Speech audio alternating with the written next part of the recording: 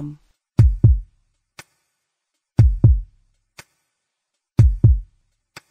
5.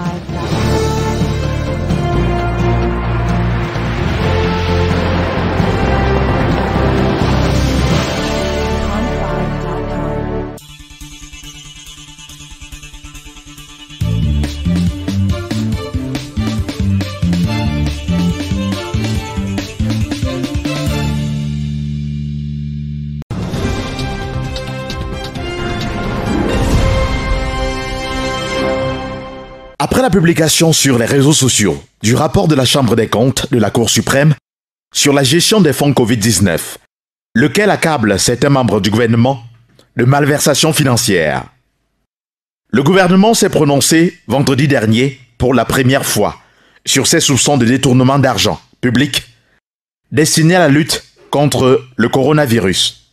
Tout d'abord, le communiqué du ministre René Emmanuel Sadi confirme que sur la base des rapports des instances de contrôle de gestion telles que la Chambre des comptes de la Cour suprême, le président de la République a instruit des enquêtes judiciaires au tribunal criminel spécial. Cependant, le porte-parole du gouvernement indique qu'il est prématuré de tirer les conclusions, alors que les enquêtes judiciaires sont en cours. Le ministre de la Communication précise que cette procédure ne saurait en aucun cas donner lieu sur la base de la présomption d'innocence reconnue à tout justiciable, à l'emballement médiatique et à la verdict populaire auquel on assiste actuellement.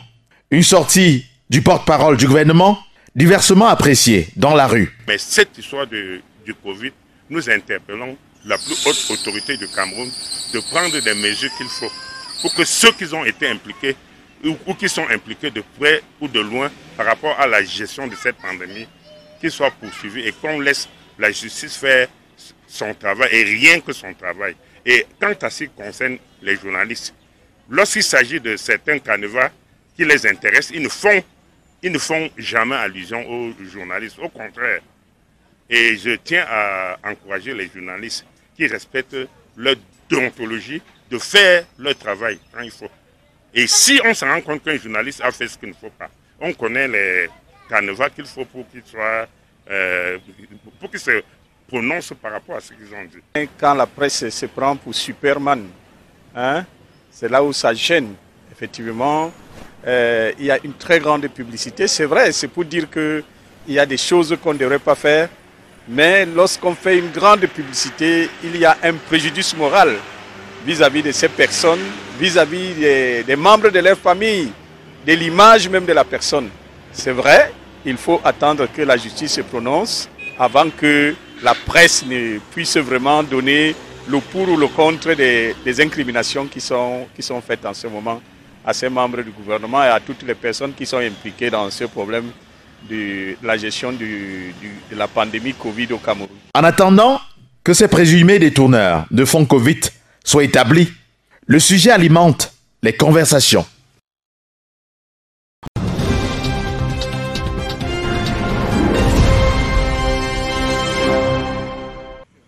Nous sommes à Kolmessa, l'un des quartiers de Yaoundé devenu célèbre pour l'état piteux de ses routes. Ici où je me trouve s'est produit hier soir 2 accidents de moto liés à l'état de la route.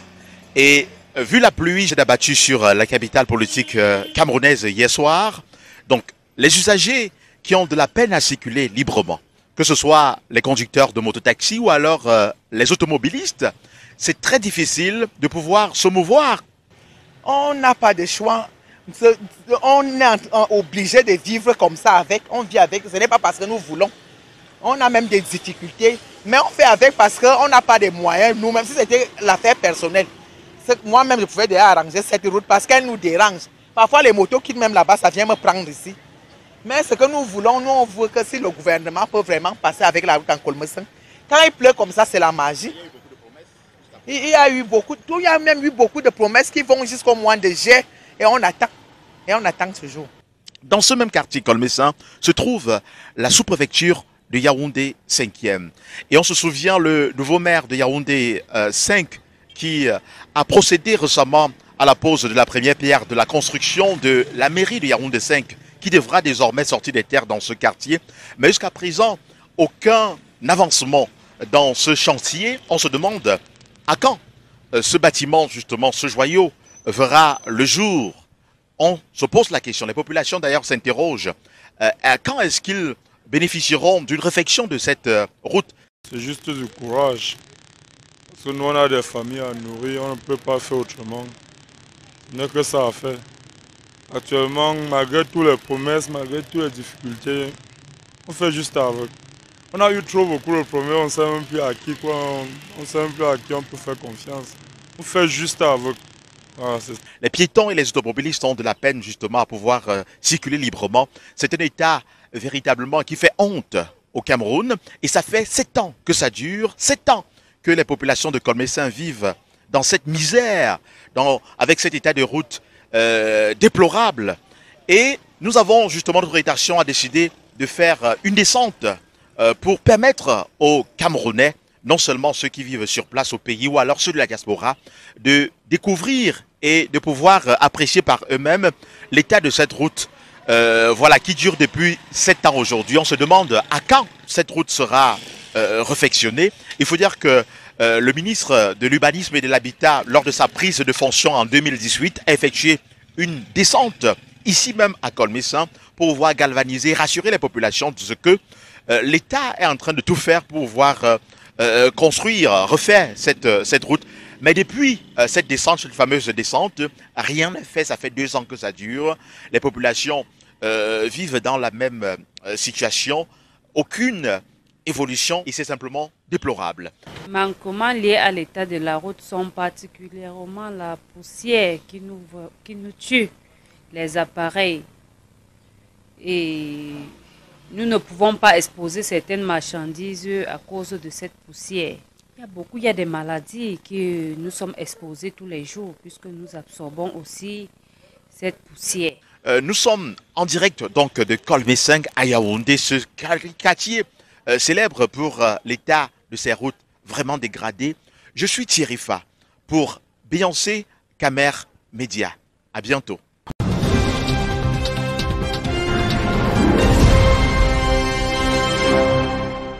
Mettre un terme à la contrefaçon reste un casse-tête chinois au Cameroun. Cette semaine encore, une mini-unité de production des produits brassicoles impropres à la consommation a été découverte à Douala. De l'eau mélangée à des comprimés et brassée dans cette chambre secrète constitue la recette de cette usine d'un autre genre. Leur auteur, passé maître dans la contrefaçon, utilise des emballages, des marques de boissons bien connues dans la distribution de ce liquide, dans les débits de boissons, au grand malheur de ses consommateurs.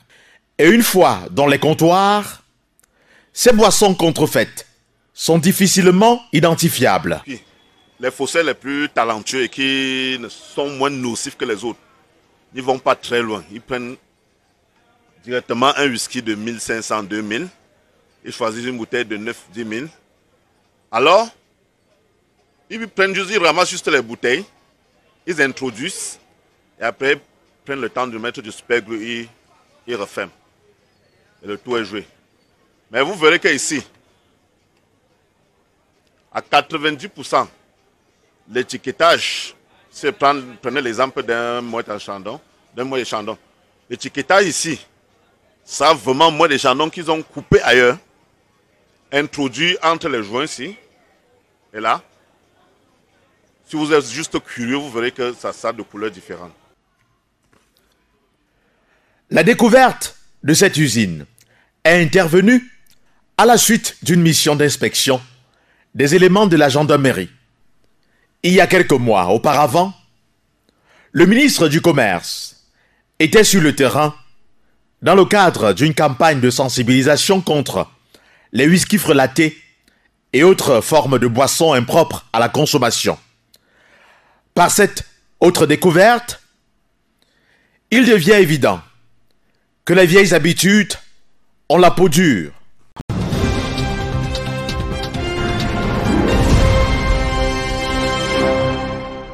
La série noire des décès continue de s'abattre sur les membres du gouvernement. L'ancienne ministre des Domaines, du Cadastre et des Affaires foncières a tiré sa révérence ce mercredi à l'hôpital de la CNPS des suites de maladie. Jacqueline Kung Abisike a présidé au destiné de ce ministère entre 2011 et 2019 et a été remplacée par Henri Eyebe Aïssi lors du dernier réaménagement gouvernemental. Elle aura occupé tour à tour le poste de secrétaire général des ministères du Tourisme, de l'Emploi, du Travail et de la Prévoyance sociale, de la Condition féminine et de l'Emploi et de la Formation professionnelle. Officiant comme secrétaire général du Cercle des Amis du Cameroun, Kung Abisike s'en va au moment où un audit du domaine foncier de l'État est annoncé. 2 ans auparavant, Kung Abisike avait fait l'objet d'une audition au tribunal criminel spécial pour des accusations de malversation financière dans la vente illicite d'un terrain de 5000 mètres carrés appartenant à l'ex-Office national de commercialisation des produits de base. Elle était également accusée d'avoir participé à la rétrocession irrégulière d'une parcelle de terrain de 400 hectares à une famille. La nature aura décidé autrement.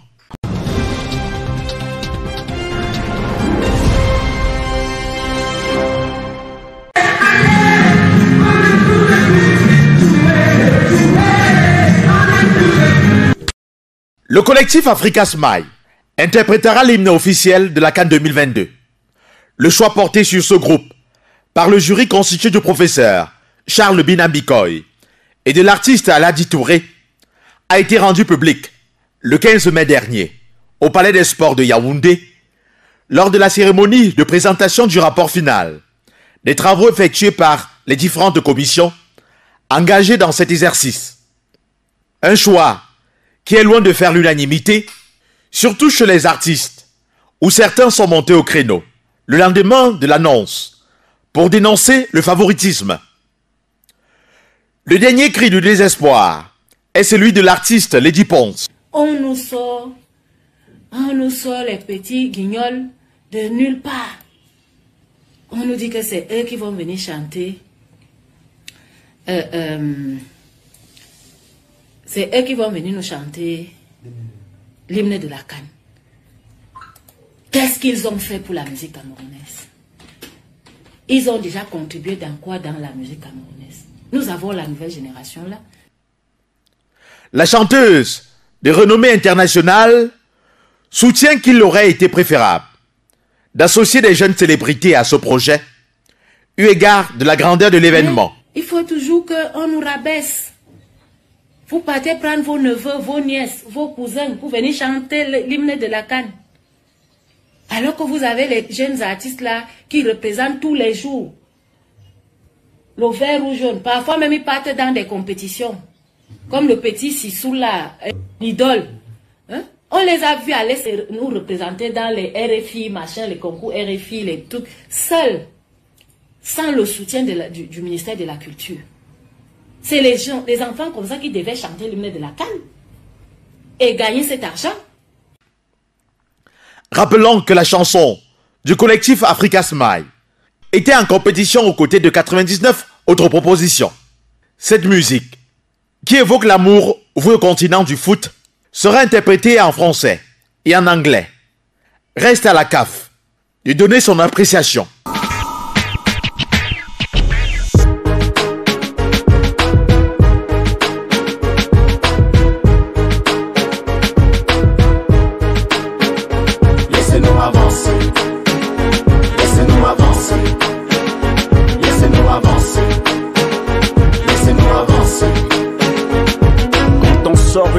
Que le public plébiscite, que la crème de la chanson félicite. Comment oses-tu douter quant à sa réussite? Même Dieu et le diable ont fredonné le mythique. Vos mauvaises langues ne prophétisent rien de bon. À force de nous haïr, vous finirez toujours second. Le génie est défini en forme, sous le signe d'un son énorme et protéiforme. On n'est pas obligé de s'amouracher l'un l'autre pour reconnaître la valeur d'un travail bien fait. L'objectivité devrait prévaloir sur le ressentiment, mais tu me diras c'est de l'art. Si tu n'aimes pas, passe ton chemin. Si tu n'aimes pas, n'achète pas pour rien. Les choses transcendent ne quittent personne. Pourquoi déblatérer sur ma magie de ré mi fa sol? Je sais pas par expérience, quand c'est bon, ça fait jaser. Tout le monde dit au quartier, c'est le petit sorcier. De sa musique qui marche, franchement, on en a assez. Excès de succès à ce. Laissez-nous avancer. Laissez-nous avancer. Laissez-nous avancer. Laissez-nous avancer. Laissez-nous avancer. Laissez-nous avancer. Laissez-nous avancer. Laissez-nous avancer. Marchands de journaux, disquaires, ont vendu sur les prouesses du mythique et laissé des langues pendues. Des malentendus, de malentendants très tendus. On jaillit de notre gloire et de nos textes bien entendus. Parti comme c'est là, comme Ayrton Senna, ça saigne notre Formule 1, l'arène dans laquelle il y a dissension, multiples ascensions. Une jalousie du travail de l'autre qui ne dit son nom. Pour être S-I-M-P-L, les gens ont mauvaise foi et ça file une peur bleue. Au quartier on les cope et ça fout les pellicules. Les imbéciles construisent des discussions de nul. En définitive, avec grand D, les gens manquent de lecture de faits et d'objectivité. Les goûts et les couleurs ne se discutent pas vainement, mais il faut pas être trop bêta. Laissez-nous avancer. Laissez-nous avancer. Laissez-nous avancer. Laissez-nous avancer. Laissez-nous avancer. Laissez-nous avancer. Laissez-nous avancer. Laissez-nous avancer.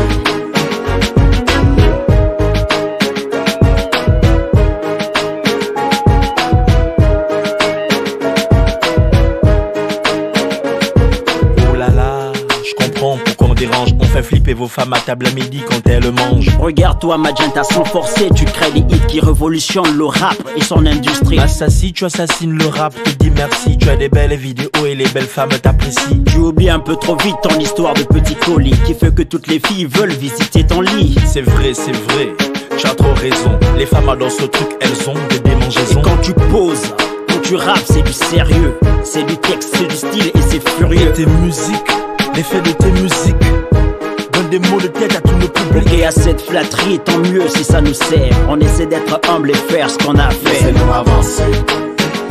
Laissez-nous avancer. Laissez-nous avancer. Laissez-nous avancer. Laissez-nous avancer. Laissez-nous avancer. Laissez-nous avancer.